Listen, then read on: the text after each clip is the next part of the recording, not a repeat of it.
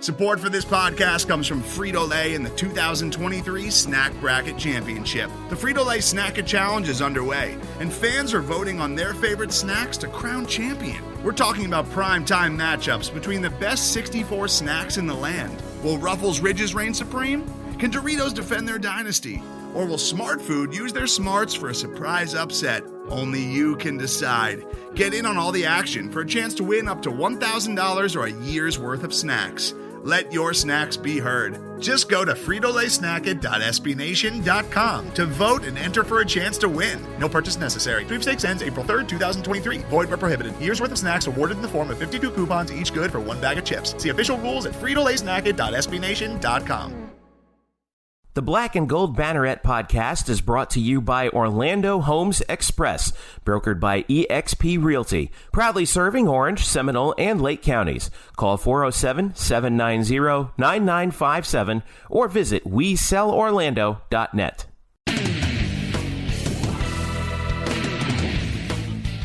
Welcome to the Black and Gold Banneret Podcast. Jeff Sharon, Eric Lopez, and Brian Murphy with you. We're coming at you early. We're getting this. We're recording this on Tuesday night, October the 30th, because, well, first of all, I want to go trick or treating tomorrow, and second of all, no, that's not the solely reason. For yourself, right? Solely right. For yourself. I need to. I dress up as I dress up as Kirk Herbstreit, and I go around the neighborhood asking for candy.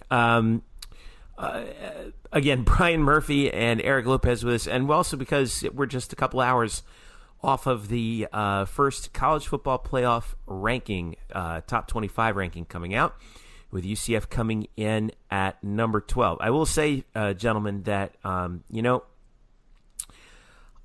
always hoped that we would at least be one of the 4 best UCF podcasts out there, but I think we came in ranked number 12th, and I don't know if iTunes is going to put us any higher than 6th. Speak for yourself, brother. Our brand will overcome any deficiencies. The other podcasts, on the other hand, they're definitely not cracking the top 10. Shots fired. Against whom? We're not really sure. Anyway, you can find us at blackandgoldbanneret.com. We are SB Nation's UCF team home. You can also follow us on Facebook at facebook.com/blackandgoldbanneret and on Twitter at UCF_Banneret. Also follow us individually at Eric Lopez, Elo, Jeff _Sharon, and Spokes_Murphy. Fellas, let's just dive right in on this. The rankings are out. We've been arguing about it for months. Seems like, literally months, like more than 1 month. And here we are. UCF comes in at number 12 in the first CFP rankings. Alabama is number 1. 3 of the top 4 are undefeated. Bama at 1, Clemson at 2, and Notre Dame at 4. LSU is the only one-loss team in the top 3. They are at number 3. Alabama and LSU play this Saturday. The last 2 out are Michigan at number 5 at 7-1, and Georgia 7-1. Georgia at number 6. After that, you have Oklahoma at 7, Washington State at 8. These are all 7-1 teams, by the way. Oh boy, here we go. Oh no, they have a loss. Kentucky How dare they? at 7-1 at number 9. Ohio State at 10. Florida Fresh off at that big win over Missouri, by the way. Thank you. Florida at 6-2 at 11, and UCF at number 12 at 7-0, just ahead of West Virginia and Penn State. So, obviously, the reaction seemed to be, as UCF, by the way, is coming off of a bye. They play Thursday night at home against Temple. The reaction seemed to be kind of a little bit of a shrug, like, oh, that's better than I thought, but not really where we want it to be. There is some, the biggest argument seems to be, why is UCF at 7-0 behind a 2-loss Florida team who's 1 spot ahead of them? I think, personally, you could make the argument that UCF could be as high as 9, maybe 8. But there they are at 12. Yes, I think it actually does matter. Why? Because you need as much of a head start as humanly possible. If they're going to have any hope of getting into the top 4, you got to have as much of a head start as possible. Yeah, but this is where people have this wrong. Just because Florida's ahead of UCF now doesn't mean that Florida's going to get in over UCF in the playoff. It's not going to happen. But I'm not making that argument. I'm not making that argument. What the argument I'm making is, if the college football playoff wants to retain its legitimacy as an organization, then it needs to. Then how do you put? Oh yes, congratulations! Congratulations for stating the obvious. That doesn't enlighten anyone. No, this is the problem. People assume that they have to put teams that are undefeated. No, they don't. There's no criteria. How many times do I have to explain this to people? There is no criteria. It's subjective. Their goal is to pick, in their opinion, who the 4 best teams are, regardless of record or conference. Then why do they rank the top 25? I agree with you. They shouldn't. I personally don't think they should have a rankings out now. You want to know why they have it now? It's so people like us could talk about it and create content because they love the noise. This is what they thrive on, everybody being upset. They love this noise. That's why they do it. This is the primary issue that I have, and I said this on Twitter earlier today when the rankings came out, is that it's almost diabolical where they decided to put UCF. Because they're stuck in they're stuck in no man's land. I thought they were very respectful of UCF. You could make that argument based on last year, but guess what? I thought last year didn't count. So here's why this is diabolical. UCF is stuck in no man's land. They're not low enough where it would be obviously seen as a middle finger to UCF, but they're not high enough where they need, and Trevor Maddich actually just said this at halftime in the Buffalo Ball State game that I was watching on ESPN or on ESPN2. He said for UCF to move, even if UCF goes undefeated, they're heading into the thickest part of the schedule: Temple, Navy, Cincinnati, USF, and possibly Houston in the conference championship game.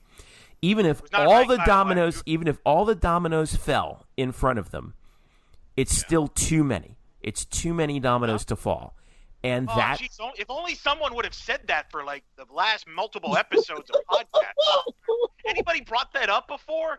Who said that they had, quote, no chance? Oh, that was me. Thank you. Yes, that was me. You just realized this? You all just realized this? No, I'm not saying that I just realized it. I'm saying that it just confirms everyone's suspicions. What suspicion?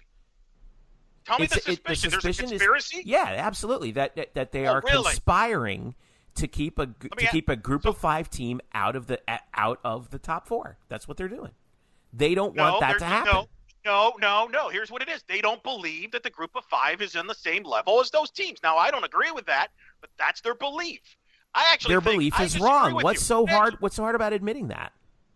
No, I'm right. No, I'm the one that's right. You're wrong. You thought there was some poppycock opportunity for them to get to the playoff. I never thought they would get to the playoff. And I'm going to give credit to the only person that has made sense of this and has common sense.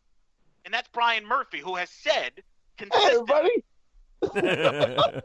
He's the only one that actually understands how this works. And the most important thing that you failed and people to dismiss, the only thing that matters is not where UCF's ranked. It's that who they are ahead of. And they're ahead of every team, including Fresno State, by a wide margin, which means if UCF wins out, they're going to play in the Fiesta Bowl and the Peach Bowl. And you know what comes with that? A big fat check and a big bowl game, and their brand grows and continues to grow. And when it continues to grow, it gets more respect. You saw that tonight. They spent, I would say about 20 minutes talking about UCF in a college football playoff show, for crying out loud. And they're about, hey, what do you think about their ranking? And they were very respectful of it. I think it was a tremendous night. It tells you that the program is building. It's getting more respect. That's how this works. I'm sorry that you don't believe that you feel that they should be number 4. That's not going to happen. I never said that. Nope. I never said that. No, I didn't. Yeah, you did. No, I didn't. Did you not just write an article about all the things UCF needs to happen to get in? I just wrote that. Again, you're way off, Eric. I don't know what you're smoking, but you got to get off of that stuff real quick. I did not say I think UCF should be number 4 right now. I did not say that. No, but you think they should. You thought they had an opportunity to eventually be there, and I think that if they should have an opportunity to be number 4. Yeah. Great, get it, but that's not going to be in this system. And this system is not going to change. This is what's crap right here. is you keep saying the same thing. Well, that's the system. The system's broken. The system's messed up. They're selling something that's not true. They're selling the idea. They're selling the idea that all 130 teams in FBS have a chance, and they don't. Hold on. So that's a lie. Let Murph talk. Let Murph talk. Murph. I'm going to say like 2 sentences, and then y'all can go back. I really will. Yes, the system sucks, and we can gripe about that. We also need to come to the conclusion and the reality that the system will not change until 2024. So this sucks, and we're stuck with it. No matter what we do, we're stuck with it. So we got to live with it, I guess. Okay, but what's wrong? But what is wrong with UCF coming out and saying, "Hey guys, this system sucks. It's messed up, and it needs to be changed"? They can say it. They can say it, but nothing's going to change. Okay, but that's not what Eric's saying. What Eric's saying is that UCF should shut up. No. Now you're putting words in my mouth. You could state what you want. What I'm saying is you said constantly stop tweeting and all that kind of stuff. No, what I have a problem with is when it gets when you're doing cheap shots, you're bringing you're calling out commentators and you're making it personal. Just saying some of the most terrible things that the fans have said is disgusting. Like some of the but wait a second. Boo-hoo. Desmond Howard making his lazy argument about playing mid-level Power Fives. What has UCF been doing the last 10 years? That I agree. That's stupid. What I'm saying is you don't have to say, "Hey, your family is this and this." What you say is you point out. No, you can. No. I'm not going to allow you to cherry pick stuff like that. We all know that that's stupid and that's wrong. But don't make it out that everyone is saying that. It is totally fair for UCF fans and media members to call out other media members for being completely wrong. No, but here's the point. It's not just UCF fans. It's the whole sport. It's the whole fan base and some of the media that acts like this. Paul Feinbaum acts like this. Mike Bianchi acts like this. They act like children. And this is a very easy conversation. And what I've said, this is not a UCF problem. There are multiple problems. The Pac-12, if I'm Larry Scott tonight, why do I like this system? You're going to get shafted. You're not going to have any chance of making the playoff either. Guess what? In fact, I think UCF has a better chance of making the playoff than the Pac-12 champion. So don't give me this crap that it's a group of 5 thing, because the Pac-12 is being treated like a, quote, group of 5. So they're not. Washington State can get in. How? They don't have any quality wins. There's nobody outside of Utah. They're not. They're going to get jumped. They're going to get jumped by the Big 12 champion. Or the system is set up the way it is. I'm sorry. I don't like it, but I'm telling you, it's not going to – Murph's right. They're not going to change it to 2024. And you're not the victim here. This is not the first time this has happened before. And the funny thing is, I think UCF's actually getting more of a benefit of the doubt, because I would argue that their resume this year is not even close to last year's resume. So I think they're actually benefiting from their success, and I think they're getting respect, and I think that's a plus. And I think that's a big positive from this. Build your brand, and you keep winning, and now you're getting that respect that you were looking for. I thought that was the whole point of why we were upset about where we rank, because we just want our respect. Where you're starting to get the respect. Not when you're behind a 2-loss team. Sorry. Oh, stop it. No. Let me ask you something. Wait. So that by your theory, I love this whole bull crap about, if a team has 2 losses, they shouldn't play. Well, by that theory, the New England Patriots shouldn't be in the Super Bowl. This isn't pro football. Stop it. That's the point. That's a straw man. Why don't we bring up that flaw in the system? Why should a team be punished if you drop a game or 2? You play completely different schedules. The whole purpose, this is why you're wrong. This is why the system is what it is. You don't like it, but it is. They have only said their job is to pick the 4 best teams. That's it. There is no criteria. That's the problem. Until you add criteria, they can do whatever they want. Period. It's rotten to the core. It's rotten to the core. And you know what, Jeff? It's real simple. Turn the clicker off. Don't watch the sport. Don't go to the game. Don't cover it. If you don't like it, it's real simple. So you're saying now I should just stop covering UCF altogether? Yeah. Really? Obviously, the system's terrible. It's corrupted. It's conspiracy. If you really are that upset by this, then go ahead. Don't watch it. It's fine. Don't watch the selection show. Why are we watching the rankings? Why are we talking about it right now? We should be talking about a volleyball team that won't lose ever again, or a men's soccer team that's top 10. But the funny thing is, all people keep talking about are this pointless rankings that has no bearing on anything. The only poll that matters from these clowns is come December. That doesn't matter what they're ranked now. It doesn't. If they lose to Temple this week, does it matter at that point where they're ranked? Well, no. If they lose to Temple, of course not, because they're just going to drop UCF out of the top 25 anyway. Yeah, and so what? Then you're out of the division race in your conference. Win your conference first. Are we sure we're even the best team in our thing. conference? It's not going to matter if UCF wins the conference, and that's where you know what? I'll give you credit, Eric. You're right. It doesn't matter. You're going to play in the Fiesta and the Peach Bowl. No. It doesn't matter if UCF wins the conference, because if they do win the conference, they're not going to get to the playoff, which is the whole point of the argument that we're having here, right? But we knew this already. Why are we acting like somehow that's like a shocking development?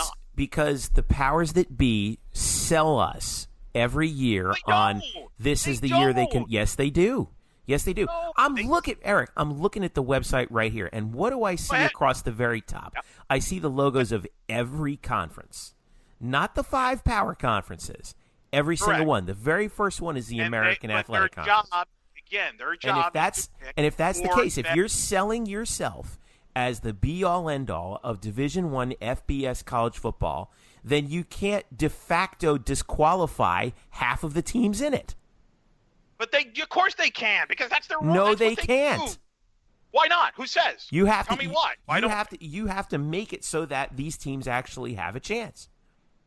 Because if not, then they're stuck effectively in college football limbo. So They can't play at FCS because that actually does have a playoff, and they can't play, and they're not in the Power 5 conferences, so they can't win a championship there. They're stuck in limbo, and what that does is it hurts all of these schools economically, because they don't get the added exposure of the playoff, number one. They don't get the added revenue of the playoff, number two. And they don't get to prove that their programs belong on that level, number three. So you're saying the Power 5 Bs are keeping the money to themselves. I'm shocked. Yes, I'm really shocked. They are. And in a, God. Then why is there... No. The Power 5 schools are keeping all the money to themselves. And if that's the case, then why do we even have the other 65 schools in that league in the same level? Some people would ask the same question. Some people would actually the whole concept of a Power 5 versus a Group of 5 is a myth. It's completely made up. It's not an actual thing. The whole sport is built on myth. The whole sport is a myth. There's no such thing as a national title. It doesn't exist. Really? Then why are they calling themselves national champions if they win the college football playoff? Oh, as we proved last year, anybody can be called a national champion. No, not anybody. Sure. I'm declaring us national champions of UCF podcast. Okay, now you're being ridiculous. That's just a stupid argument. That's just that's a completely stupid argument, and you know it. We went undefeated. No, all I'm saying is this. Here's my point. Here's the thing you don't get. This is the system. Okay, it's not changing. You keep coming back to that dumbass argument, and it's not going to change. It's not going to change. Get over it. Either accept it or don't. I don't care. I'm not saying you have to agree with it, but get over it. You're not going to be in the top 4. My thing is enjoy the ride. Don't worry about it. It's not on your control. It's not going to change anything.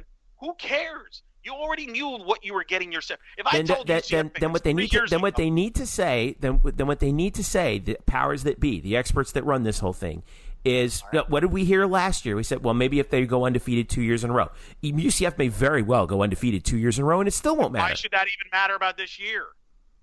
Because they said it did. On the ranked 12th. I think that's pretty good. It's not. You know what could happen, guys, is we could talk all about the playoff and they won't get in and how can they not let us in, whatever.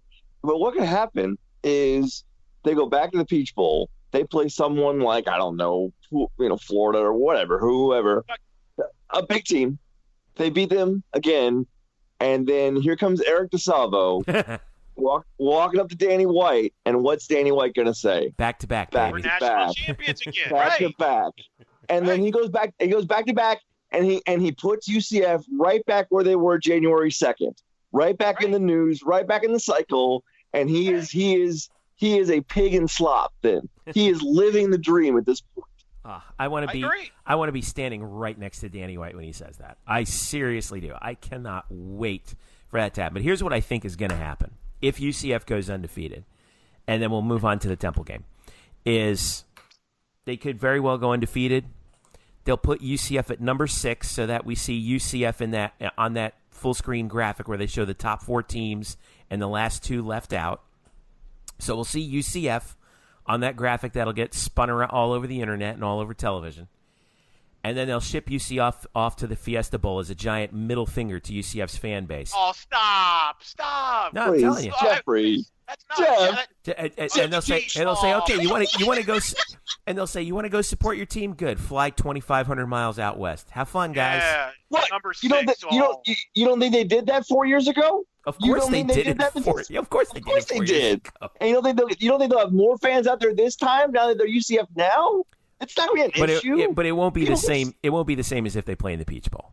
It won't be. That's I kind of disagree. Changing the message here because all I kept hearing about. Oh, we were really more upset about how low we were ranked last year because we felt disrespected. Now you're saying if they're number 6, that's not even good enough. Not even If good UCF enough. goes undefeated, no, I don't think it's good enough. Why not? Based on what? Based on the fact that they haven't lost any games. So what? Why does it matter?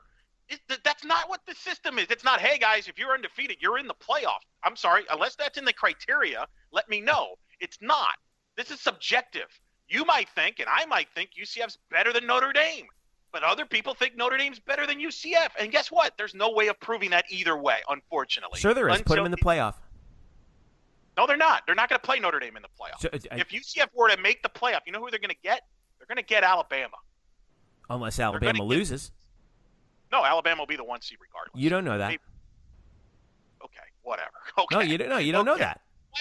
By the way, so were you outcried? Were you upset when Florida State, who had won a national title in 2013, went undefeated in 2014, and they were a 3 seed playing Oregon in the Rose Bowl? No, I wasn't upset about that at all because they got in. Why not?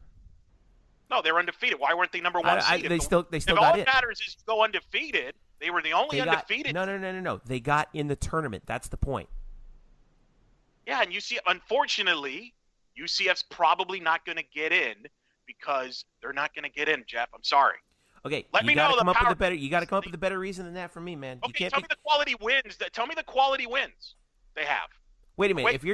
If you're telling me that's a part of that's part of criteria now. No, because clearly what it sounds like to me, what you're telling me is if you go undefeated, you should be in the playoffs. So I say, let's just schedule all FCS schools and go undefeated every year so we can get into the playoff. My argument is I don't think win-loss record has anything to do with who the 4 best teams are. Clearly it doesn't. Correct, and it shouldn't. Why not? I agree with that. Because just because you have a loss doesn't mean you're worse than a team that's undefeated. You play different schedules. Clearly. Like, do you think the Jacksonville Jaguars are still better than the Patriots because they beat them? No. The Patriots are clearly a better team. You keep bringing up this NFL argument. We're talking about a different sport. It's called sports, Jeff. You might want to look it up. It's called sports. They play. No, it doesn't apply. The NFL rules don't apply to college football, as we know. Yes, you know why? Because they have criteria. Because they have a criteria which college football needs. I don't disagree with you that the system's not good, but I'm not going to act like I'm shocked by it. I think you don't want there to be criteria. That's what I think. I do. What are you talking about? I just wrote about it. Okay, fine. If you want an 18 playoff, that's fine. But in the meantime, until the system, by the way, gets changed, which, by the way, I'm not all that confident it will be in 2024, 2025. I'm not that confident that it will be. Later. Right, it could be longer. You're right. The sport moves like glaciers. I agree with you. And that's wrong. And that's where that's where I think if you're UCF and the other 64 teams in FBS that are stuck in this non-existent group of 5, you need to start looking at legal action. Wait. You might stop it. Utah tried that too, and that didn't go anywhere. By the way, you might want to include. No. It did go somewhere because now we have the playoff. No, do me this favor. Since we really want to be fair, can you include other Power 5 schools that have no chance of making the playoff? Like Wake Forest will never make the playoffs. They can go 12-0. They're not going to make it because they're Wake Forest. Disagree. Nope. Wrong.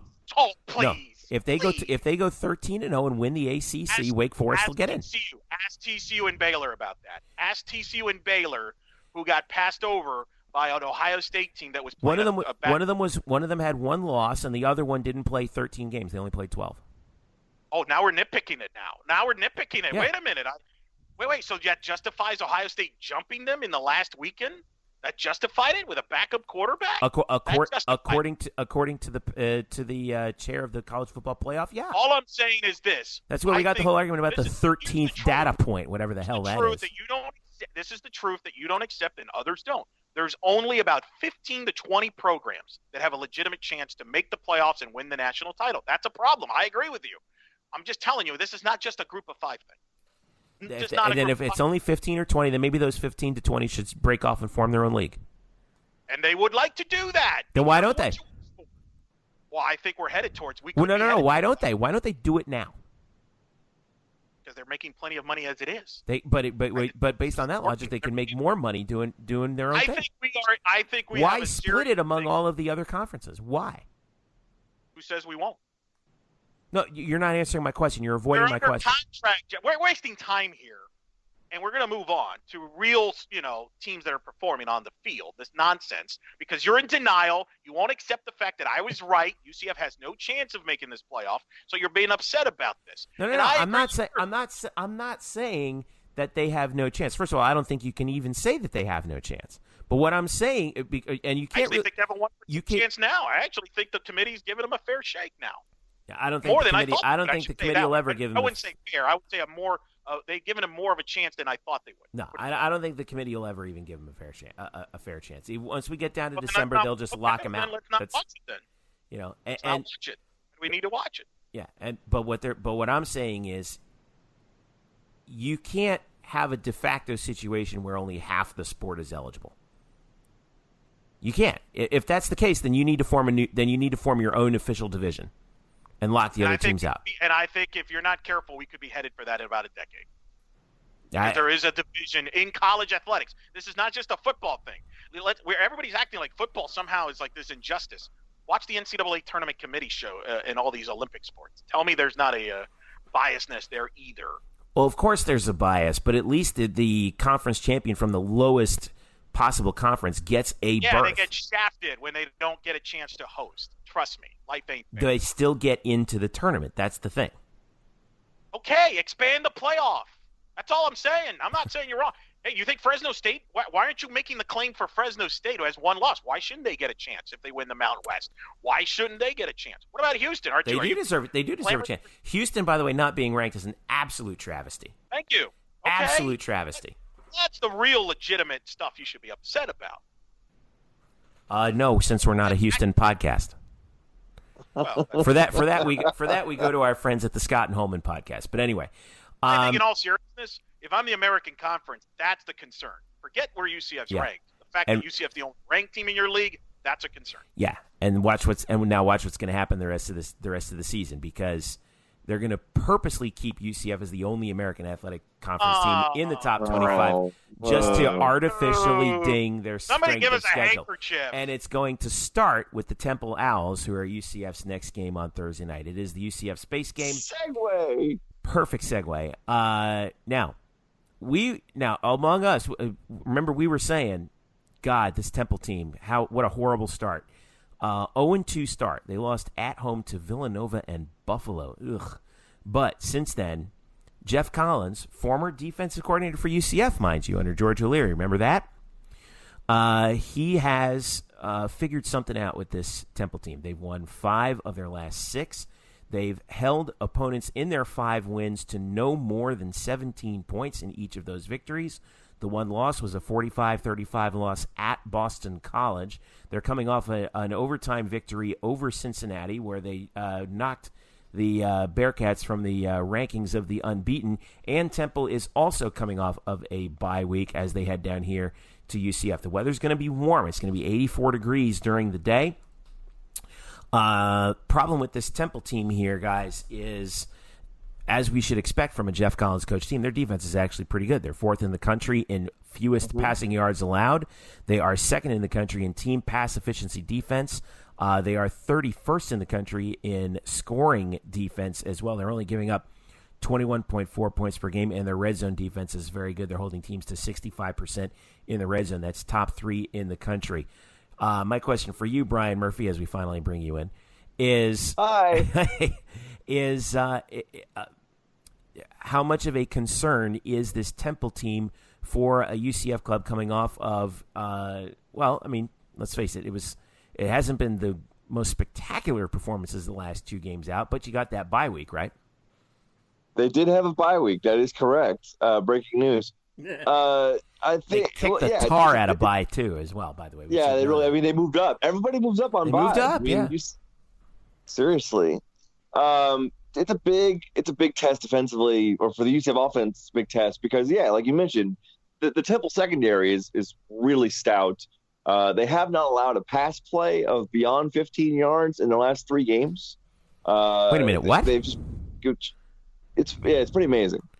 They've just been shut, especially in college football in this era. It's pretty nuts. Like you would allow a 15-yard pass play by accident in college football.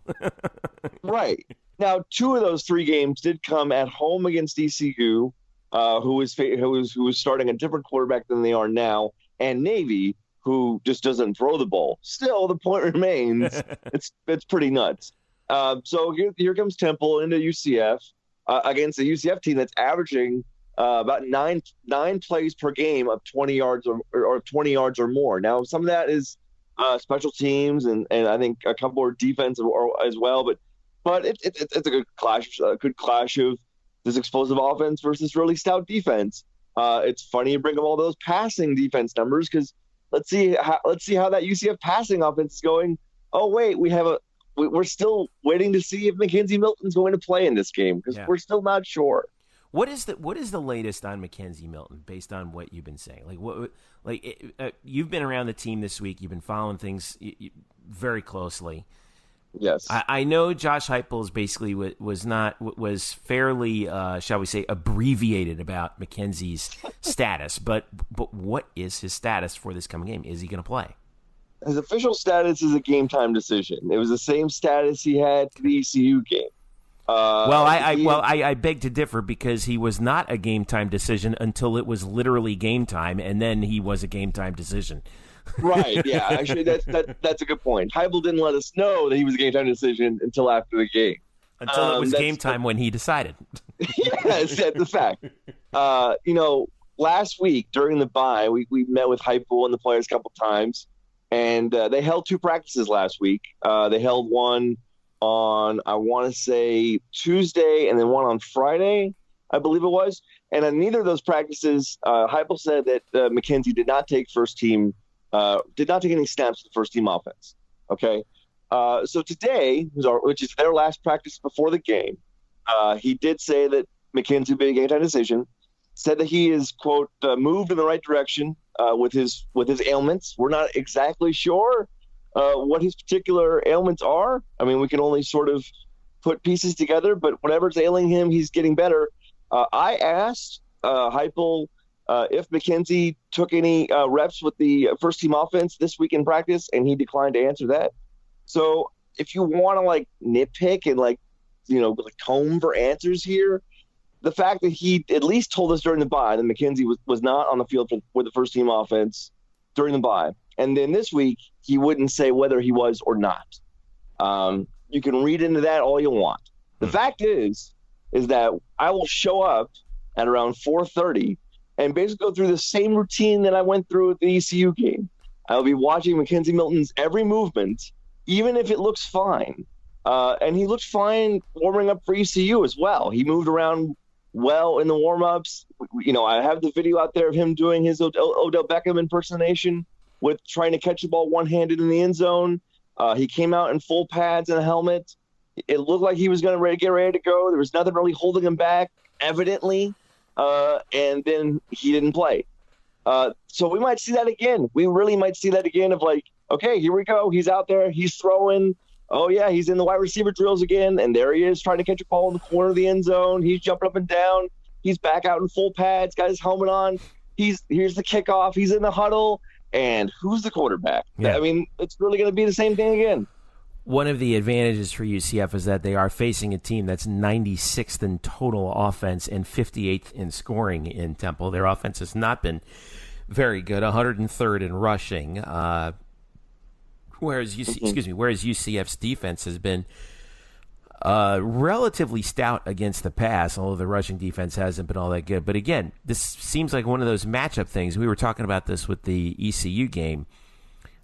UCF comes in 7th in the country in rushing offense at 261 a game, whereas Temple's rushing defense is not all that hot, 92nd in the country at 183. Could this be a situation where maybe McKenzie plays, but they hide him and run the ball a lot? They certainly could. I mean, that's basically what they did last week with Daryl Mack. I mean, they kind of held, they kind of hit his sort of passing ability and just sort of said, look, we're going to run wherever we can. I mean, after those first couple series, when the UCF offense really wasn't doing anything, and it was, Mack threw some ugly passes, we thought, okay, well, maybe they'll bring McKenzie in. And then they didn't. And what they did with Mack is they just stuck to the run. I mean, East Carolina knew they were going to run, and they just couldn't stop them. It didn't matter. Yeah. And so you might see that again. UCF has had a different leading rusher in each of their last 5 games. That's including quarterbacks and running backs. So obviously, they've got weapons back there. They're going to run the ball, and they can tell you they're going to run the ball.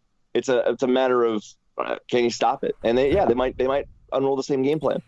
Eric, how does this game help UCF at all? Well, I mean, I think the interesting thing is I'm fascinated by is how does Jeff Collins approach this UCF offense? Does he blitz them? Does he mix up the coverages? It's hard to, I think that's going to be interesting from that standpoint. What kind of scheme does Jeff Collins have? Collins wasn't a real big blitzing guy here, was he? He blitzed more when he was at Florida recently. But, he's a good defensive guy. When he was working alongside Randy Shannon, interestingly enough. I'm not as it's funny. Everybody's jumped back on the Temple bandwagon because they've won like 5 in a row or 5 of the last 6. The thing is, I don't believe unless UCF defensively plays a sloppy game, which they did. They play sloppy at times. I don't know how Temple moves the football here. I'm not sold on Temple offensively yet. I know Russo's played well at the quarterback position, but I'm sorry. I know they've gotten better, but this is still a team that lost to Villanova and Buffalo. Now, Buffalo's actually turned out to be pretty good in the MAC, so I don't think that's I was watching them a little bit earlier today. They got that quarterback who's like 6'7". He's pretty good. Yeah. I mean, that's the thing. There's a lot of good teams out there that aren't getting a chance for the system, by the way. See, so I told you he'd admit I was right. Anyway, go ahead. I mean, it's not a one-team isolation here. So I think the question will be, it's hard for me to discuss this game because I don't know what we're getting at the quarterback position. Who are we getting? Are we getting McKenzie Milton healthy? Are we getting McKenzie Milton in less than 100%? Are we getting Mack? I don't know. I assume we're getting Milton, but I don't know. I still think this is a game in the line of scrimmage UCF has to control. And I think if they do that, they will have no problems. But I think Temple is going to try and shorten this game. I don't think Temple knows they can't get into a shootout. So I think it's important for UCF to get off the field defensively. And I am curious to see how they respond after the time off after the East Carolina game. Might be it feels like it's another one of those games where we're going to be biting our nails after the first quarter because UCF's going to look a little rusty. But I do agree with you that over the course of the game, I mean, this is the part of UCF that I think gets underrated is they have the ability to wear teams like Temple down with the run, and I think that's what they did against ECU. This is better competition than ECU as UCF heads down the stretch. By the way, Temple's their home stretch is no walk in the park either. At UCF, at Houston, home for USF. Of course, they do finish at UConn, but still, those 3 games coming up for them are going to be key. And remember, these are the last 2 undefeated teams in the American East. It should be noted. So this is a critical football game for both squads, but most especially UCF, given how much is on the line. We could talk I agree. We could talk all we want about the rankings. It doesn't matter if you don't win your division. First of all, let's focus. Win your division. Tell that to Bama. I'm sorry. Tell that to Bama. Yeah, well, the SEC has 1 million teams ranked, so they have more luxury than the American, unfortunately. Eric, I did want to ask, how do you like this? How do you like this line? I mean, the line setters obviously have put this line in with the uncertainty of knowing what Milton's status is. And UCF is a 10-point favorite. What do you think about that? I think it's a conservative number because they don't know what's going to happen at the quarterback position. Yeah. So I think this is a conservative number. I would not even touch Temple with that. fact, if UCF, I would take with that. But 'cause I don't think this game will be close. I think it'll be about a 37-point UCF win, to be honest. But they're predicting minus 10.5 for UCF, over under 60.5. 66% of the money is on UCF, 70% is on the over. That score predictor thing, which was remarkably close to that Memphis game, has like a 39 or 40 to 31 game in favor of UCF, which I think is a little weird. The spread did open at 12 and it dropped down to 10.5, but I don't know, man. I mean, I think this is going to be tighter than people think. I think that a lot of people are kind of overlooking Temple a little bit. I think that they're a better team than people are giving them credit for. I'm not going to stand here and say that I'm panic. Like I'm not in full scale Memphis panic mode. Oh God, yeah. But Jeff Sharon's panic button. Panic meter is at 8. I'm cautiously optimistic. Optimistic. So, all right. I just think it's interesting, even though we don't know if Milton's playing or not, that Vegas is basically saying that if these two teams met on an open field on a neutral site, that UCF would only be a 7-point favorite. I think that's really interesting. I mean, Temple's defense has been very good, but their offensive problems are real. And we've seen what UCF's offense can do, even against a really bad ECU team. That game was still on the road. They still put up 37. They could have put up more. I just think it's a really, like Eric said, it's conservative. I think it's really conservative. And if I'm, I think they're just conservative based on the quarterback situation. I really do. But the line obviously can't move because we won't know if Milton's playing until game time. Right. So, I agree. Well, that makes me wonder: do they think that Milton won't play? Oh, who knows? Well, there's that, or are they kind of splitting the difference with the line? Maybe. Are they really saying that if Milton does play, it's a 13-point game? If he doesn't, it's a touchdown game. Maybe. There might be a little bit. I don't know. I'm surprised that line came down from the open. I would not be surprised if it went back up a little bit. I mean, I would put a lot of money on UCF for that line. Yeah. Well, we're going to find out 7:30. It's ESPN. It's on the mothership on Thursday. Dave Fleming, Dusty Dvorak, and Gene Chizik, former defensive coordinator for UCF back in the day. And my friend Laura Rutledge down on the side. And Laura Rutledge will be here. Gino, by the way, last time he was at UCF, we were still playing in the Citrus Bowl, I think. But yeah, that's the crew for ESPN. And don't forget, it is the Space Game as well. They unveiled the new uniform. By the way, real quick, what do you guys think of the uniforms with the blue? I think it's fine. I thought they had some sort of blue in their helmet last year too. No, they didn't. It was kind of like a silvery type thing that they had going on, but they dropped a little blue on there. The font is really cool, I think.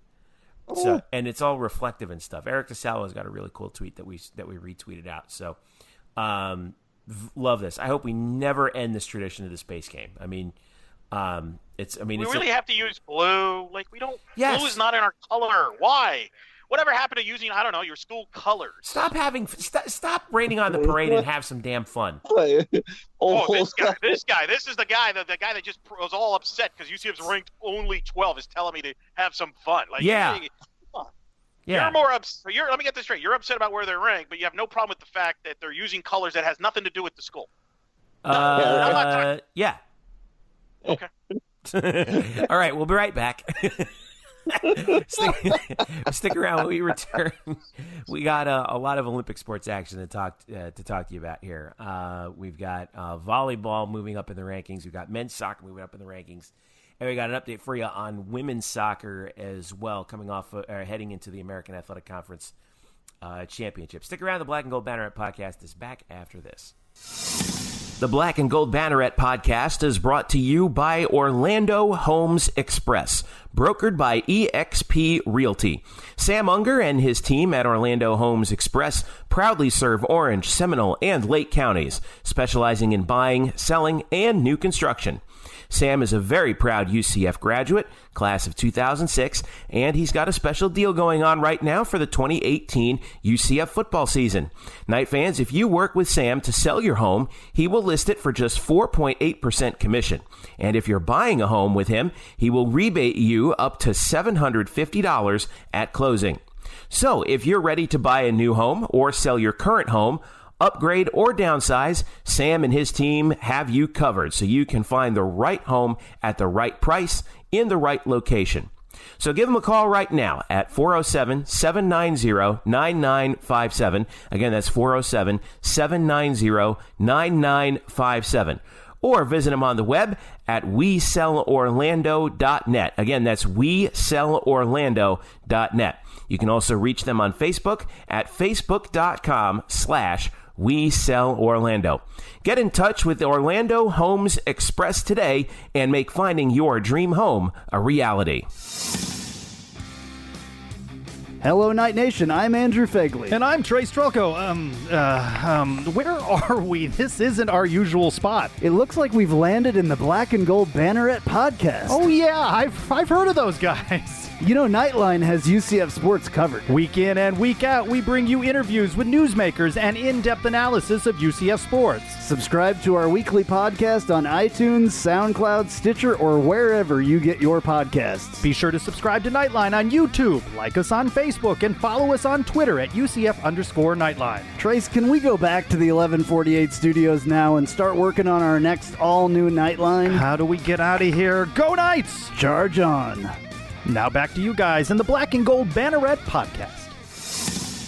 Welcome back to the Black and Gold Banneret Podcast. Jeff Sharon, Eric Lopez, and Brian Murphy with you here. We're recording actually early because we're coming off of the college football playoff rankings, but there's some other rankings that we wanted to talk about. How about that segue, Brian Murphy? Oh boy, you are just I am on dynamo. Fire today. UCF_Banneret on Twitter, blackandgoldbanneret.com, SB Nation's home for UCF sports.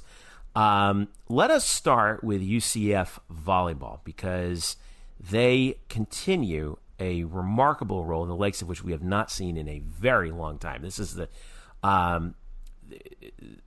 they are now 20-3 after sweeping both matches at home this weekend in 5 against Houston, a very good Houston team that's better than their record indicates, and then they won in 4 against SMU. I was at the Houston match, and that was the first time I think all season that I personally had seen what I thought was that team get rattled. They were down 2-1 in that match. And then in the fourth, they just decided all right, let's just get to 5. We'll be fine. And then they got to 5 and they won it. And then they followed it up with a victory over SMU. Real quick, I'm just going to play a little bit of sound after the Houston match from Coach Dagenet and also Jordan Pingle and McKenna Melville. You know, I give our team credit, even though we weren't playing well at all. We had resilience, we had toughness, and we got to the fourth set and we decided we were going to win. Everybody's mentality in the huddle was we are winning this match. We're going to take care of this. It's going to take a little bit longer than what we wanted it to, but we're going to win this match. So there was no give up, there was no panic, there was nothing on anybody, even in the set. Didn't we lose a set bad? Yeah, we lose a set bad? Not 25-20 twice. No, it felt like we lost it worse, I guess. But there was no panic, not at all. There was nothing but let's just execute, let's try to find rhythm, let's get comfortable and see if we can just get over the top. There's definitely been matches like that throughout my career, and it's hard and it's frustrating, but when it comes down to it, we just had to settle down, play our game, and trust everyone to do their own job, and supporting each other and staying strong out there, and we were able to pull it out. At times it was very, very intense, and I think it was just staying level-headed is what we had to try to get back to, because I think when we play super intense, we get really tight and tense, and our game, we just have to flow and kind of go together. Well, that was Coach Todd, along with senior Jordan Pingle and freshman McKenna Melville. Melville, interestingly enough, named the American Athletic Conference Offensive Player of the Week, and for the second week in a row, by the way, and also the Volley Mob Player of the Week, as well, as the Knights have now won 17 in a row. Like I said, 20-3, 17 in a row. 11-0 in the American, 12-0 at home as they get ready to head back out on the road this week for the Northeastern road trip. They're playing UConn and Temple. But this is starting to get really interesting. They moved up again in the rankings, Eric Lopez, from 25 to 23 in the coaches poll. Even though their RPI dropped down a little bit based on who they played, right now UCF's RPI stands at 23, despite the 20-3 record. But they got some help a little bit too earlier this week too, didn't they, in terms of the race for the American Conference crown? Yeah, Cincinnati lost at Tulane. So as a result, UCF has a 2-game lead in the standings, which is significant. Remember, UCF won at Cincinnati. They still have to host Cincinnati. And a game in hand right now, so it's technically like a 2.5-game lead, right?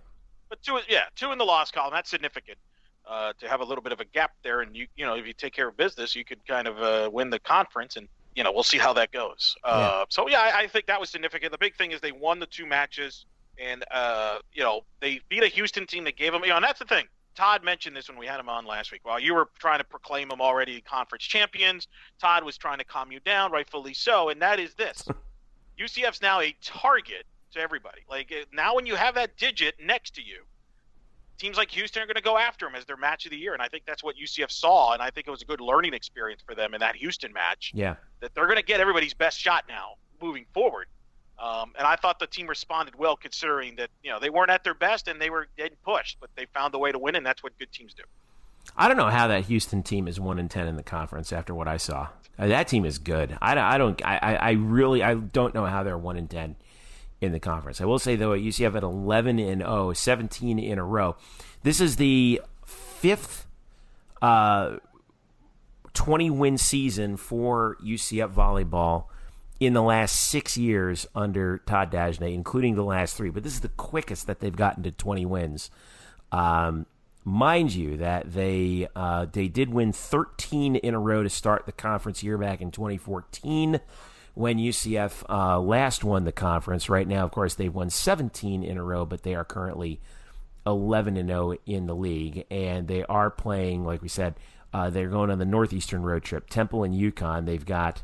where is it? Oh, there it is. They got UConn on Thursday at 7, and then Temple Saturday at 1 before coming home. And then that next home match is against Cincinnati on Friday, November 9th. So it's going to ramp right back up right after that. So let's keep an eye on UCF volleyball going forward on that. All right.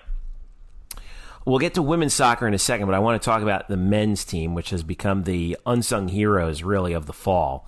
As they move up in the rankings once again. They're at 11-2-2, 4-1-1 in the American, and they're coming off of they've won 3 in a row, and they are unbeaten since September 21st. And they have 1 regular season game left to go at home. It's senior night, Friday at 7 against Cincinnati. And here is the story for UCF men's soccer. They are tied at atop the league at 13 points with SMU. They're both teams are 4-1-1. All right. Cincinnati, by the way, last in the league. Okay, they're dead last at 1-5. Here's what UCF needs to happen. The field for the tournament is set. UCF is it's going to be UCF, SMU, UConn, USF, Memphis, and Temple. With SMU playing against Temple, there's a potential there for UCF to sneak it to lock up that 1 spot and possibly host. It depends on how everything shakes out with both of those teams. If UCF wins their match, they're hosting. They win that's right. Because they have the tiebreaker. That's right. Oh yeah, I'm sorry. You're right. You had the tiebreaker over SMU. I was thinking that I forgot that the one loss was against Temple. But nonetheless, okay. So if UCF wins that match, thank you, Eric. They will host the American Athletic Conference Championship.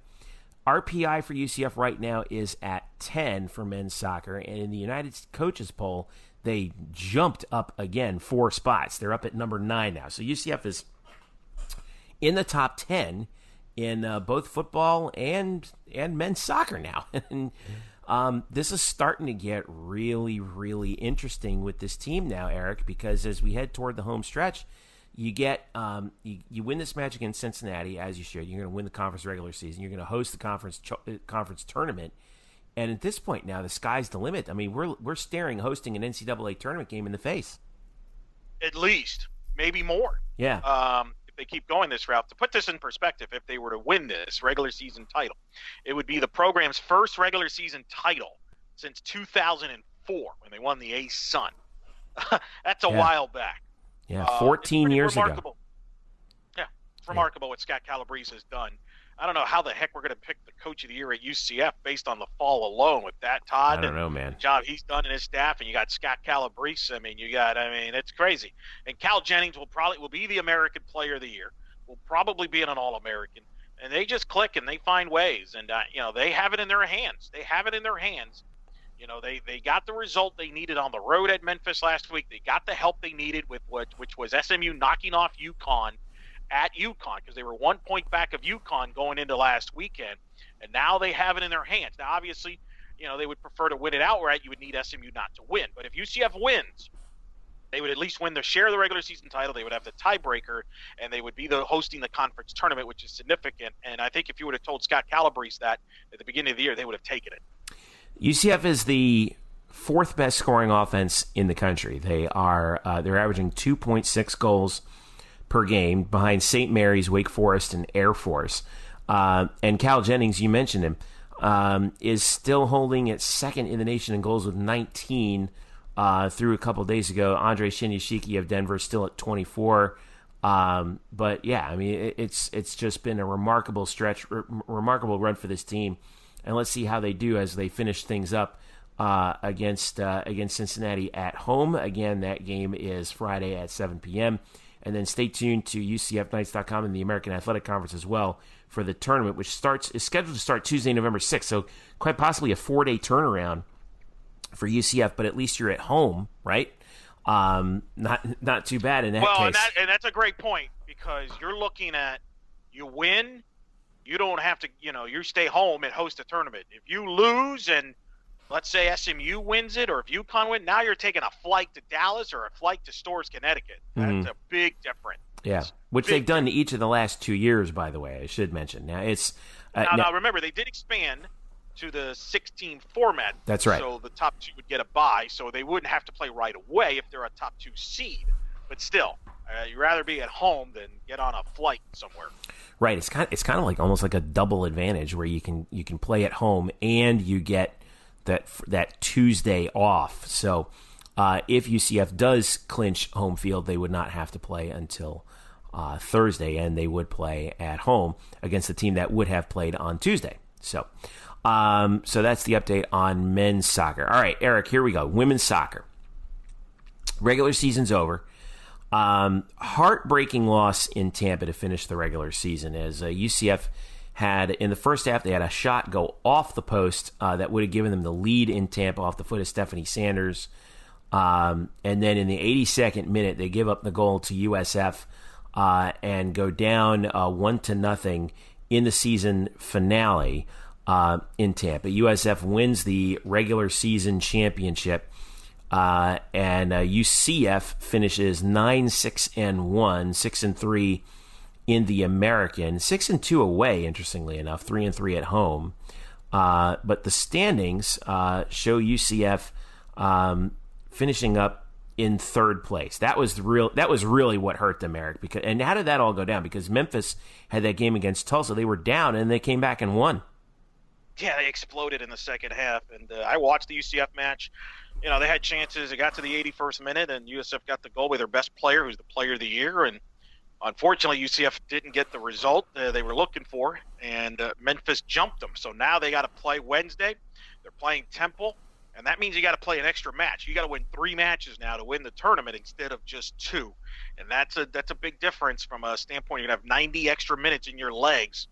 So now they got to go through Memphis's draw. If they were to beat Temple, they would have to play Memphis, and then if they win that, more than likely they would have to play USF, who has not lost at Corbett Field, which is their soccer stadium. They have not lost there since 2016. Yeah, that's a problem.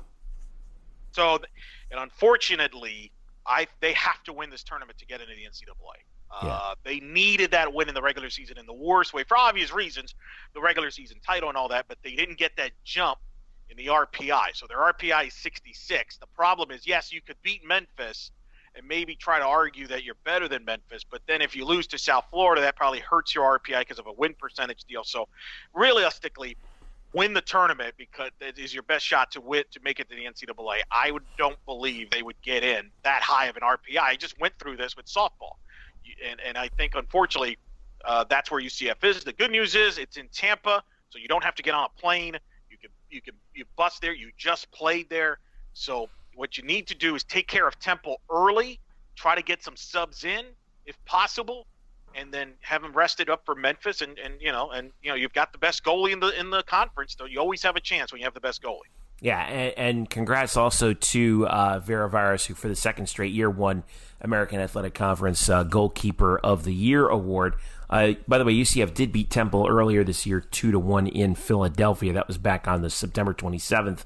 And then Memphis would be next. Of course, that was the 2-0 win that UCF had that really boosted their RPI and gave them a shot to host the tournament heading into the final week before they lost to USF. So it's kind of a mess right now in women's soccer in the American, with Memphis having the highest RPI at 16, USF at 17. And you're right, Eric. This is going to be a tough road for UCF trying to get through. If you can, I don't want to say safely assume because you never know what happens, but it's quite possible that they would have to beat both of those teams plus Temple in order to win the conference. So, if they get through them, just win the league. You're going to have to win the league. Yeah, congratulations. You're going to earn it one way or the other. But the good news is, look, that's where they're going to shoot for. It's not like, they could that USF match could have gone either way. So it's not like they don't have a chance. They're going to they have players that have known there. But yeah, unfortunately, this year has just been one of those deals. They just could never, they had injuries, and then they had players play internationally, and yeah. Feels like every time they flipped a coin, it's like it came up tails like 50 times in a row, and you're correct. Like, "Come on, man!" And what really stings right now is think about the overtime loss to East Carolina at home. Think about the loss to SMU at home. If you take care of business at home, you don't have to worry about playing Wednesday. You might have won the regular season title. Well, heck, the rained out game for Florida Gulf Coast, the 2-1 loss in OT to Texas. That would have helped out their RPI if they had won that game. They tied Maryland 1-1. Which was and the Florida turns out is having their worst year in 15 years under Becky Burley. Unbelievable. What are you going to do? And yet still, here they are with a chance to get to the NCAAs once again. And would you be surprised if they won it? No, because again, they have the best goalie in the conference at Vera Veras. And when you have Vera, you have a chance. And Stephanie Sanders and company, they have a chance. They've been tested. They've played in overtime matches. But they got to take it one match at a time. Here's the thing. I could see them winning the league. I could also see them getting upset on Wednesday. They're that kind of team this year, Jeff. I know. It's weird. So Temple and USF from Tampa on the American Digital Network. That's set for Halloween, Wednesday, October 31st, 4:30 p.m. That. Yeah. Playing on Halloween. well, they'll get the game done in time for trick-or-treating, so that's actually good. No, I'm just saying weird stuff happens. I know. Yeah. Is it a full moon? I don't know. I haven't checked the phase of the moon. Anyway, so that's what you want to keep an eye on. And if UCF does win that game, that would get them to 10 wins, once again under Tiffany Roberts-Sahadak. So, Murph, you were at baseball. I was at a lot of places, Jeffrey. I was at Publix. I was. Yes, I was. I got a sub. You got. Yeah, I was at baseball. I was also at basketball. So which one of those you want to talk about? I want to wrap with basketball. So give us a quick rundown of baseball. What's been going on with the inter-squad games and all that? What have you seen so far? It's been a very relaxed atmosphere. It's been fun to watch Greg Lovelady sort of walk around the concourse and talk to people while his team is playing on the field. Like shouldn't you be managing? No, it's a scrimmage. Who cares? The team kind of manages itself. I think that's kind of what's fun. I think so. I went to the third of three Black and Gold World Series games. I think the one thing I kind of saw was that for a moment, for a couple innings, this offense made a pretty big park look pretty small. Tyler Osick homered, Dallas Beaver homered. I believe Anthony George homered. Either that or he hit a ball deep that was like a double. But yeah, there was some real pop there that was like, that's, encouraging, because we really don't know what to expect out of his offense, especially in the power department. And then, in pitching, you're gonna have a lot of power arms. You're gonna be a lot of guys you don't know name wise, but just talking to people, it seems like there's going to be a lot of fire. Which, I mean, that's kind of what baseball is like. If you throw 95, woohoo, good for you. That was special 10 years ago, but now everybody does. Well, now they're doing it in college. There's one kid who is a freshman. I'm trying to pronounce his last name. It's fall. I'm not exactly sure how to pronounce these names yet. But I believe that's the beauty of fall ball. You learn them. I believe it's Lipkowski. I believe it's Nolan Lipkowski, and you know him because he has Nolan Lipkowski. Yeah. I believe that's correct. And you know who he is. He's hard to miss because he has a giant beard. And he's a big dude. He's like 240 pounds. Yeah, he's 6'5", 240. He's at a Mandarin High School in Jacksonville. So I have heard that he can sit at between 95 to 97, which is sort of nuts for a college baseball player who wasn't drafted out of high school. And so there's got to be a story there, right? Like, how a kid who throws this hard not get drafted out of high school? And how does he end up here? I know it's in Florida, but what happened? Yeah. Anyway. Well, so speaking of teams that we're just really not sure what we're going to get out of this year. Yes. Men's basketball. You were at the exhibition of Flagler College. We're going to start our basketball preview stuff once we get through the football game on Thursday night. Luke Saris is working on a preview. I know, Brian, you've got a bunch of stuff that's up there that you've been working on, not just for us, but also for the Sentinel, which has been really amazing.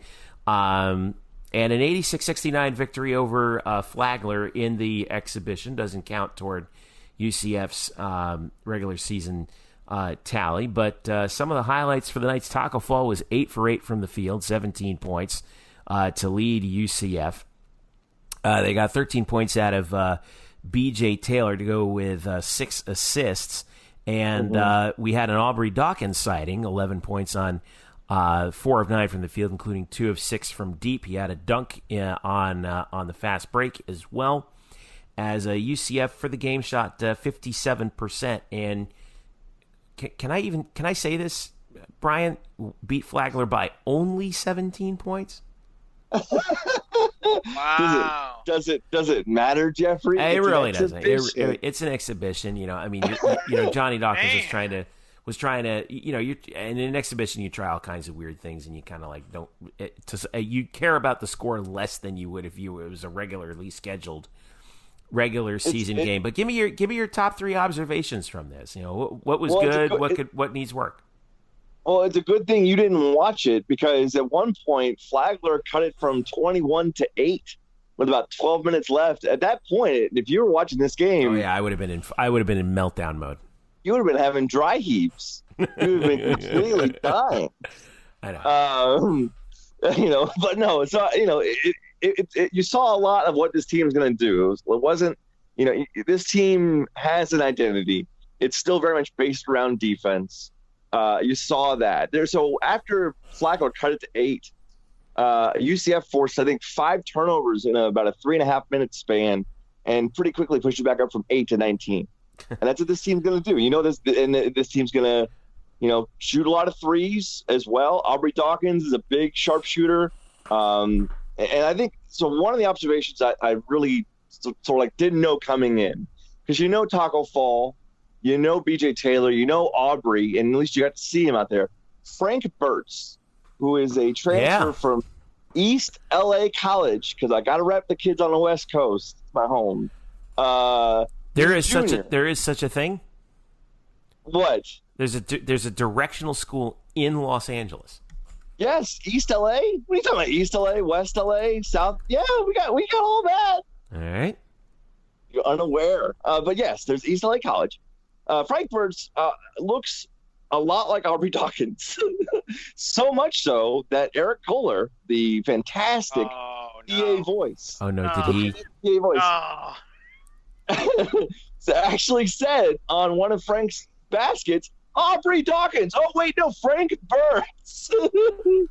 But it's true. Was it a Freudian slip or was it a joke? I mean, no. Absolutely, it's a slip. And I don't mean. Oh, man. I don't want. I'm good friends with EK, but I do remember. Murph, you might have been at the stadium when this happened. You remember the 2008 Memphis game where Mike Greco is a quarterback and EK kind of made the slip there. I think he referenced him as Tebow. Oh, he did? No, I didn't know that. Oh, I remember that. I remember that. Yeah. We love you, EK. No. We've all been there. We've all had that slip. EK's the mayor. He is absolutely the mayor. He is the mayor. But it's not a bad comparison. I mean, he's lanky. He's a little shorter than Aubrey. He's not as built as Aubrey, but he is really good on defense. I can really shoot the ball. He hit about 48% of his threes at East LA last year, and he took a lot of them. So it's kind of nuts that we're all waiting to see Aubrey, and I think we might have kind of like his somewhat of a mini me Aubrey, just a little more unheralded, right behind him. Yeah. Taco Fall has a new free throw shooting motion. I'm not sure if I like it. What is he doing? Doing the Rick Barry underhand thing? Like what's happening here? He's not going underhanded, but it's ugly. It's ugly. It's ugly. It's ugly. Wow. Well, I mean, you got to listen. If it gets in, who cares? Right? Right. Yeah, right. That's the point, right? So in this exhibition, he was 1 for 4, and he actually hit his first one. Didn't really work all that well. I mean, I think but look, if he makes 50% of his free throws, then what does it matter, right? Like, I'll take Taco Fall at 50%. That's totally fine. That's fair. It's just, it's hard for me to describe it. It looks like he's going to shoot with 2 hands, and then the last second he overextends one hand, and it's almost like he shot put. Like it's weird. It's weird looking. But hey, if it's effective, I won't say a word about it. It's just things that are new scare us. As human beings, and this free throw motion kind of scares me. Otherwise, it was a very typical UCF effort, and they are less than a week away from their season opener at home against Rider.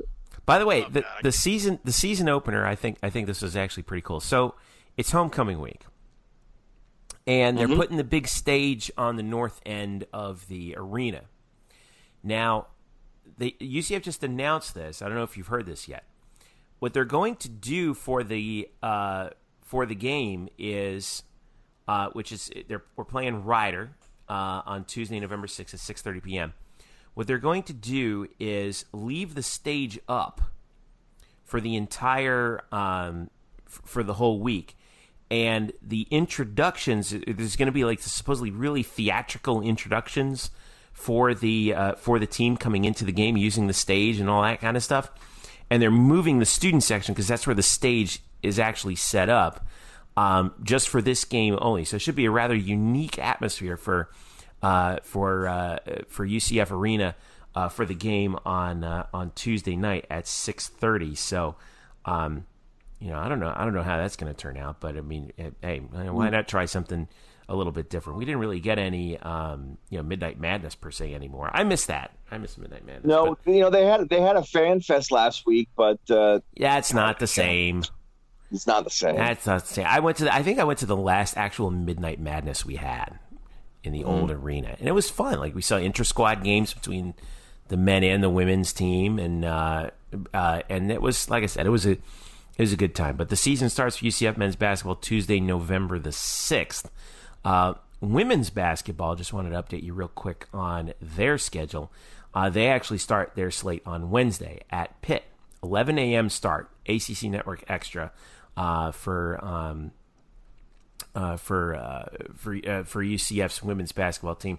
They actually don't play a home game. This is unbelievable. They don't play a home game until the Saturday after Thanksgiving, Saturday, November 24th. So they open up on the road at Pitt, at Stetson, at Mercer, at Central Michigan. And before they not an easy slate. I mean, Stetson is very good. Coach Bria, and we know she can coach. Former UCF coach has done a great job at Stetson. Mercer's pretty good. I mean, I like it though. Test yourself on the road early, right? I mean, that's the key. Try to get yourself better. They're testing them on the road early for sure on that one, because then they come back for that Thanksgiving tournament against Richmond and Villanova. But that's going to be, boy, that's a tough go right there. But hopefully they'll be able to get through that actually in pretty good shape. So, and you'll be at Murph. I know you'll be at the men's opener, right? Oh, absolutely. Yeah. Does that kind of catch you off guard? No, it doesn't catch me off guard. But what else is he gonna be? There's no more Major League Baseball this year. Yeah, I know. Well, Murph and I are both in thank God for that, right? But yeah, and we're both in mourning over the apparent end of the Kyle Murph's counting. Murph's not only going to be at basketball, he's counting down to the baseball opener against Siena, February 15th. I mean, guys, we are almost right in the middle of the general managers meetings for MLB, so that's going to be a whole lot of fun. I mean, come on, more baseball. If you tell me that you're actually going to attend the owners' meetings in Orlando, we're going to have a talk. Is that really in Orlando? Don't they host the owners' meetings in Orlando every year? Sometimes I think they switch. Sometimes they switch locations. Oh, I tried to go to the winter meetings here. Was it last year? 2 years ago? I think it was last year. Yeah, I'm sure they were here. Those things are expensive. Man, is it expensive to get in there? God darn. Wait, to get into what? To get into the hotel? Yeah, or to actually stay at the hotel. I can understand staying at get into the hotel. Wait, they charge you to get in? For the winter meetings, yes. What? Okay, well, they don't just let anybody come in there. Yeah. Oh, well, what are you can go and attend things at the winter meetings? I didn't know you could do this. Oh, absolutely, yeah, because they have conventions and baseball card stuff and a bunch of stuff. Maybe you run into somebody. It's kind of fun, but man, it's expensive. Man, I didn't realize that it was like a big, huge baseball convention. Holy smokes! All right. Note to self. All right, let's wrap this thing up. What are you guys working on? Eric, I'll start with you. Well, I'm actually going to start with a plug of a different podcast I do.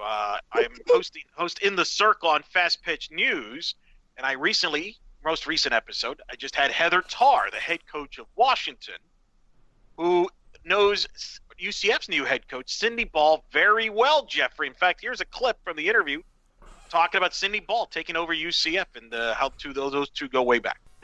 I know the Puerto Vallarta tournament in Mexico, you'll be a part of that. The tournament announced their schedule recently, and what jumped out to me is you're scheduled to play UCF, which is going to become like a Husky reunion there. You have Coach Cindy Ball, the new head coach at UCF, was coached under you at Washington, and you both were together at Pacific back when you were in Pacific. And then Jen Sallings, the volunteer coach there, and Victoria Haywood is the director of ops. That's a pretty good reunion there, kind of a nice little bonding there that weekend there.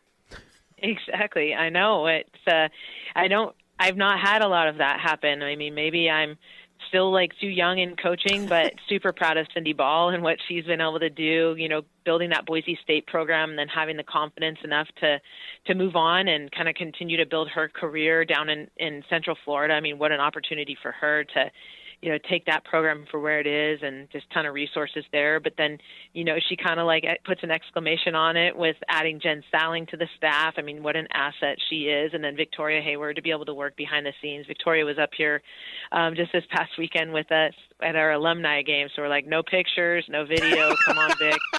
You can't sit behind home plate and watch Gabby Plain pitch. No, just kidding. But, it's just a great opportunity for them to grow that program down there and continue to, try to, help the state of Florida continue to grow in softball. And a lot of people and the direction they're going to. I mean, I had a chance to talk to Coach Ball recently. She said you were a big influence in her getting into coaching as she was playing in Pacific and then joined you and the staff later on at Washington. I mean, that's got to mean a lot to you when you got people that are having success and they kind of reference you as someone that helped them get to where they're at.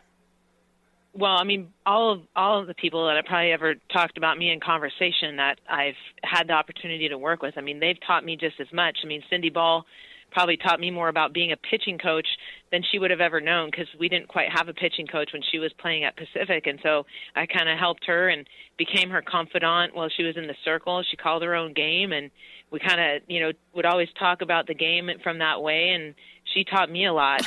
That's Heather Tarr, national champion head coach at Washington, talking about Sydney Ball and UCF, and Jen Sallian and Victoria Haywood, all the Huskies. You could listen to the full interview on In the Circle on Fast Pitch News. Follow us on Twitter on In the Circle SB.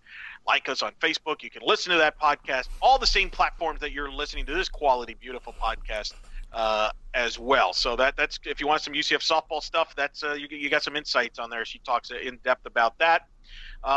So we'll have that, and then I'm going to see if I can sneak out to that football game against Temple and say hello to my friend Laura Rutledge, who I haven't seen in since Oklahoma City. She's going to be down on the sideline there. Gene Chizik, how about this? Gene Chizik, Jeffrey, you know this, was the defensive coordinator at UCF from 98 to 01. I was a student paper writer, all right, in 2001. And I don't know how this happened, because this would never happen in today's landscape. So I was with the student paper at the time. It was not it's not the Future. It was the other one that was trying to compete with the Future and did not succeed. The Independent, it I remember the Independent. Yeah. Anyway, go ahead. Yeah. Yep. So I worked on that when I arrived on campus, and I actually got to fly with the team. Back then, they actually had some of the student media and stuff like that fly with the football team. And so we flew I flew to the season opener because the editors wanted to drive the game and go as a fan. They're like, hey, do you mind if you just covered the game? I'm like, I get a free flight? Yeah. Then where do I sign up? So I got to go to the Clemson season opener with Woodrow Dantzler as the quarterback and Tommy Bowden. So I went to the football game. That's where I met Jerry O'Neal. Had a lot thicker beard back then. And the crew, they were playing poker. And I was in that flight, and I covered that game. It was a good game. I got to be at Death Valley in Clemson. Hello. I got to meet a guy by the name of Brandon Helwig, who has done pretty well for himself at UCFsports.com there. UCF lost that game 21-13. Among the coaches I talked to after the game, a guy by the defensive coordinator named Gene Chizik, who people were praising after holding Clemson to 21 points. So it's kind of cool to see Gene Chizik at a UCF game. I don't even know when was the last time he's been at a UCF game. There were a lot of rumors, over the years about him becoming the head coach at UCF here and there. His name has always been. I think the last two times his name has been bandied around about that because he's familiar with the program and everything. But he'll be back here in a broadcasting capacity. And interesting. Yeah, I remember the Independent. Murph and I were Future guys. So yeah. Yeah, I don't know why I got a free flight out of it. Screw the Independent. Yeah. Murph, that was fun. That was a lot of fun. So we'll see if I'm able to go there. I got to take care of some things personally, but to attend to. But that works out. I hope to be out there at least for a little bit and see that game. And Gene Chizik will be part of the TV crew with Dave Fleming, who, by the way, called the Peach Bowl win against Auburn, and Dusty Dvorak, who was the analyst for the South Florida win. So a lot of familiarity, and then people know who Laura Rutledge is by now. Please don't yell at Laura Rutledge about Paul Feinbaum, okay? Please. And people, let's enjoy this, people. Stop griping and being all bitter like Jeff. Oh, we're only ranked 12th. We are in the people's lips, as George O'Leary would say. We're in the conversation. People spent segments on talking about UCF on the selection show. Let's calm down, enjoy this ride, be polite to your ESPN contraries that you talk to. If you disagree with them, I get it, but be nice to them and invite them to come to College Game Day to bring it here November 17th. Let's work on that because I actually believe after watching that selection show that is still in play. I think Game Day does want to come to UCF. I think there's some kind of gamesmanship going on here, and I think there's a chance if UCF takes care of business in Cincinnati, there's a chance. But let's be nice to people, please. And I would say that in general. I don't think effing people on Twitter really is going to solve your case of making the top four. Maybe that doesn't work. So be nice, people. Enjoy it. This is not a bad thing. This is enjoy this ride. I mean, by God, we had 2 winless seasons we had to sit through. I mean, who the hell cares? I'm thrilled we're ranked, period. The more you know with Eric Lopez. Murph, what do you got coming up? What I really want to know is, did George O'Leary really say we're in the people's lips? Because he said the people's. Maybe he might have said something to that extent. Brandon's always the one that uses that liner, and I think George said that in a presser. But I think this was during the realignment. Like we're in people's lips. That is fantastic, if that's true. I mean, if you get a chance, because I know you spent time with Brandon, obviously at the home and away games. Just Brandon's got a bunch of O'Leary storylines and impressions. It's great because he was in every presser, and the old man somehow, he had some interesting comments from time to time. That was interesting to say the least. Me and Brandon have shot back and forth with that because I was here for about 5 or 6 years for the O'Leary experience, and so we've done a lot of O'Leary impressions this year for some reason, more than most. What do you got? He does. Well, I think because you miss it because George. Yes, he hid some things in the media, but he always got some content that was interesting. Nothing against Josh or even Scott Frost, but those guys kind of play more to the vest. You don't really get a lot in these pressers. Where George had his one-liners that kind of cracked you up. I'll never forget. I asked him a question after a UTEP win. He was starting Brandon Alexander as a freshman.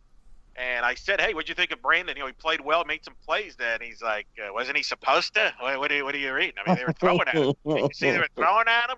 And then he comes back to me. And then afterwards he's like, I'm just messing with you. You know that. That was a fair question. He just really? Yeah. That's about as close to an apology as you'll ever get from George O'Leary about anything. It really was because he's like, I understand what you're saying, because I was complimenting Brandon because he made a lot of plays. He's like, well, they were throwing at him all night. Of course he had to make some plays, but he understood. He's always been an interesting character, and that's why he'll always be somewhat bipolar in that regard to the audience. But I think I would assume Brandon, who's been to thousands of these pressers, probably misses that kind of entertainment. Probably is why you probably and we'll continue to see some of those stories, impressions moving forward. I was entertained enough by George O'Leary in my years at UCF. But anyway, Murph, what do you got coming up? Well, Jeff, like Eric, I'm going to completely ignore your question and go somewhere else. Jeffrey, I've been ignored this entire podcast, but go ahead. Jeffrey, let's talk about kickers. Can we talk about kickers for like 2 minutes here? I'm going to set the maximum at 2 minutes on kickers. This is important. Actually, no. I take that back. Listen. Kickers are people too, so you have the floor. Exactly. This is important. Temple is actually had a kicker named Aaron. Let me make sure I get this right. Aaron Bumeri, who is like among the top 10 in school all-time scoring. And after 2 games this year, he underwent hip surgery and is now done for the year. So Temple has now turned to a walk-on redshirt freshman named Will Mobley, who is only 3 of 5 in field goals this year, and his long is 33 yards. Now, he's hit every extra point he's taken, which is 30 for 30. But that's something to keep in mind with his lack of distance on field goals and his spotty accuracy. Because obviously we know that Matthew Wright, your back-to-back AAC Special Teams Player of the Week, is 8 for 8 this year, including 4 of 4 from 40 or longer. So that is something to watch in this game. He had a huge game against ECU that really got that offense sort of off the schneid when they were hoping and searching for anything. So Matthew Wright, it could prove to be a pretty huge weapon. And this kicker battle in itself will be something to watch in a game that, if Vegas is correct, will be fairly close. Wow. Battle of the kickers. All goes back to that. This is the kind of analysis that you can get only at blackandgoldbanneret.com. By the way, I don't know. I know Matty Ice is his Twitter handle, but I always prefer Matt Wright all night, or all night Matt Wright. By the way, you want to know it's what going else? to be a nighttime game. Anyway, you want to know that Matthew Wright wants to work in either the Department of Defense or in like space aeronautics once he's done. Like, one of the reasons why he came to UCF is because of the huge space program. Is he an aerospace engineering major? He sure is. He's got to be the first aerospace engineering major that I know from UCF since Josh Taylor. I don't know who that is. He was a wide receiver on the 03 team who had one career. He was like Rudy. He had one career catch, and it was in his final game on the last possession. Wouldn't it make sense for like Matthew Wright to have like a 5-for-5 game in which he hits the game winner in the space jersey? In the space game, nonetheless, yeah. Yeah, with the space jersey, yeah. Wouldn't it make sense? It would make poetic justice. You're Mr. Space Guy. You got to come to this game, right? I mean, this has got you all written all over this. It's going to be a heavy lift with the kids. This is why I say to human beings, don't procreate. The human race is doomed as it is. Evolution will work its course. Wow. It's a heck of a way to end it there, boy. Yeah. End it there. And you're worried about we're top out. 4. Look at that. Yeah, you're worried about football rankings. The human race is dying, Jeffrey. We're in the middle of a mass extinction. It's all over. It's all over after this. You may not hear from us again. All right. Well, that's going to do it for the Black and Gold Banneret podcast, at least for this episode. I don't know, maybe longer. That's it. We're gone. The end is nigh. No. So don't forget to hit us up at blackandgoldbanneret.com, SB Nation's home for your UCF Knights, facebook.com/blackandgoldbanneret, and also UCF_Banneret on Twitter. You can follow us each individually at Jeff_Sharon, Eric Lopez, Elo, and Spokes_Murphy, and subscribe to this podcast on Google Play, Apple Podcasts, SoundCloud, Stitcher, and tune in. So, again, Thursday night, we got football for you, UCF against Temple. Anything wild happens, we may have an emergency podcast or not. I don't know. But it's always a space odyssey with this when you got UCF in the podcast there. It is a space odyssey indeed as we continue. Well, giant steps are what you take when you're walking on the moon. So we'll have that for you. Don't forget to catch up on all the latest content that we have on blackandgoldbanneret.com. Zach Goodall, Luke Saris, Chaz Short, Jeremy Brenner, and the entire crew helping us out. Derek Warden, who's going to have another photo gallery for us coming off of the space game as well, which I cannot wait for because I'm looking forward to seeing more pictures of those uniforms. Should be a lot of fun. So once again, thanks to all of them. Thanks to you guys. Thanks, Jeff. Go get a lozenge. And thanks to you for listening. This has been the Black and Gold Banneret podcast. For Eric Lopez and Brian Murphy, I'm Jeff Sharon. Thanks for listening. Enjoy the space game on Thursday, guys. We'll see you.